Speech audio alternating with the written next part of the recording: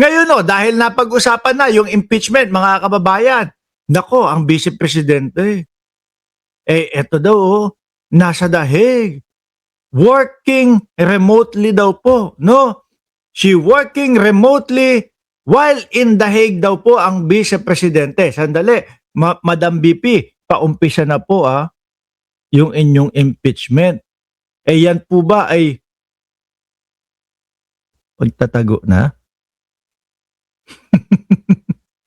Yan po ba ay mga palusot na para pagdating ng impeachment ay secure kayo, safe na kayo dyan, tapos sabay pasa ng asylum? Kagaya nung kay Roque? Sabi ni Sir Archie Berroya, Toby, ang kung tawagin noon sa Congress ay Night Rider dahil sa kakaibang galaw daw taga nabotas yung bayaw ko. Sabi ng naiiba daw. Pero ito, balik tayo kay Vice Presidente.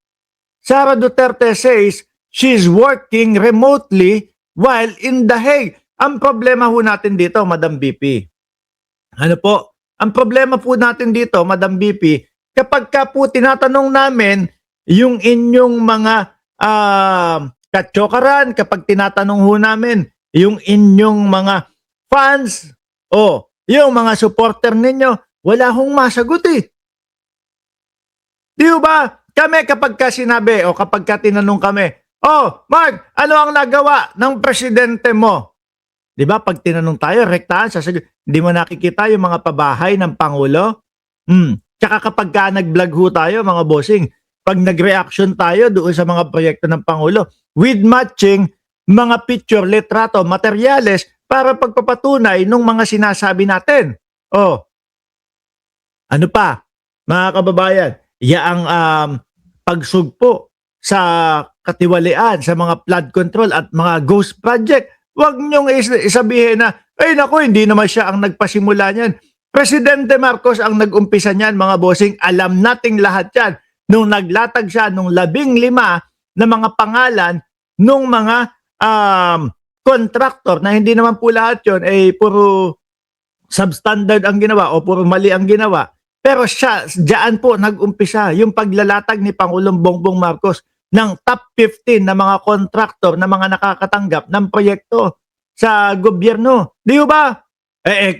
Pagka binalik po natin yung tanong natin dito sa mga fans club ng Vice Presidente, wala hong masagot. Baka nga ang ibig sabihin ng Vice Presidente na working remotely, baka po yung paglaya ng dating Pangulong Duterte. Di po ba? Kasi po, mas yun ang nakikita at yun ang mas maliwanag po sa atin. Pero pagtatrabaho po, para sa mga Pilipino, hindi ko ho nakikita Wala ho akong marinig. Di po ba? Mas lagi po nating nakikita, naririnig. At yun nga, natutunghayan, yung pagpapauwi, yung bring him home kay dating Pangulong Duterte. Minsan napapaisip ako, no? Totoo kaya at bukal sa puso ng Vice Presidente na pauwiin ang dating Pangulo? Bakit ho? Kasi nakita hanggang ngayon si Koopman pa din ho ang nila. Si Koopman pa din ang kanilang lawyer. Di ba? Kung ako yon sa nakikita ko, kilusan, galawan ni Koopman at puro tablado sa ICC yung mga suwestyon ni Koopman, pati yung interim release. Sibak na sa akin yan Tapos ganun kalaki pa yung kinikita. Magkano daw po? Di umano, 150 million kada buwan daw ang kinikita. Tapos yung mga pinagsasasabi, pinagkakakanaho, parang pangmaritesan lang po. Baka mas kinuha ko pa si Atty. Harry Roque dyan Yun nga lang. No? Kung walang kaso siguro si Roque sa Pilipinas, mamaya susunod nating topic si Roque, Kasi merong naghabla na naman po kay Roque. Kung walang kaso si Roque sa Pilipinas, mga kababayan, at hindi hinahabol, ng otoridad si Harry Roque, ako mga bossing baka mas pa ako baka mas believe pa ho ako kay Roque kaysa dito kay Koopman Yung kay Koopman parang chismisan lang ho Parang yung tipo, i-align mo si Marcos diyan sa sa pagkakakulong ni Duterte. O sabihin mo Yung tipo hong gano'n, na alam naman ho natin na hindi papaniwalaan ng ICC.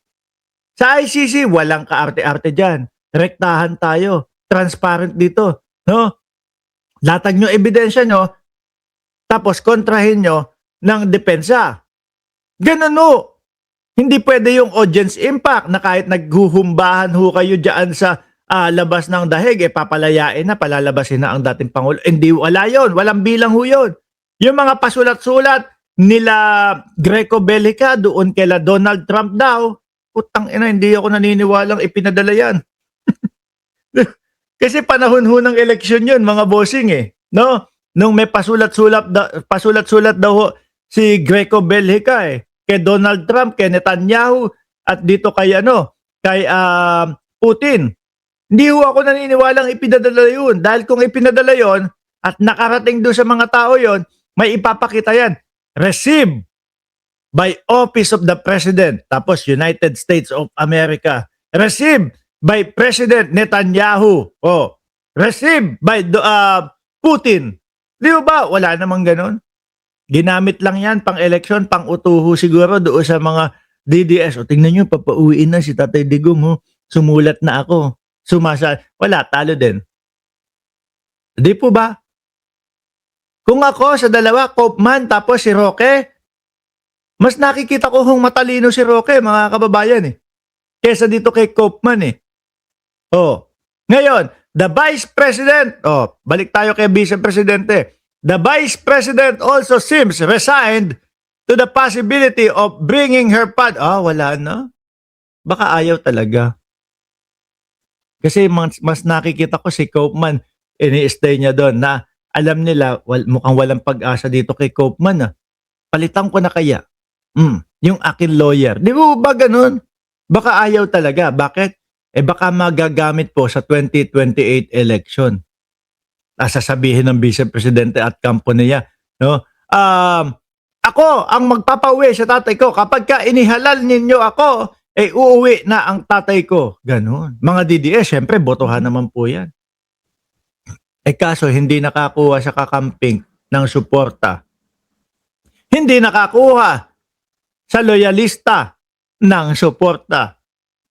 Hindi nakakuha ng suporta sa sumusuporta sa administrasyon. Sila-sila lang na mga DDS. Wala na ho. Laglag, mga bossing. Diba? Nandiyan na si Chaycher. No? Pag eto si Chaycher nagpakain, nako, papakainin ko kayong lahat. No, birthday po niyan. Paki-greet po si Chaycher, mga kababayan.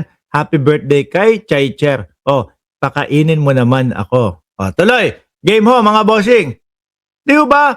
Kung mas okay sa akin si Roque kung sakali kesa dito kay Koopman. Pero hindi kaya itong sinasabi na remotely na nagtatrabaho ang Vice Presidente sa The Hague, hindi ho kaya pagtatago na din ito dahil palapit na po ang impeachment. At kapag kaalinlangan, delikado, yari, sabay na po ng pagkuha din ng kagaya ni Attorney Harry Roque na asylum kung saang mambansa siya naroon. Ano sa tingin ninyo? Posible? Taas ang kamay o press ng 1, press ng numero 1 o number 1 dyan, no? Sa comment section kung naniniwala kayo na posible na ganon ang gawin ng Vice Presidente na humingi ng asylum dahil doon sa pagkaka-impeach niya dahil doon sa impeachment na kakaharapin niya.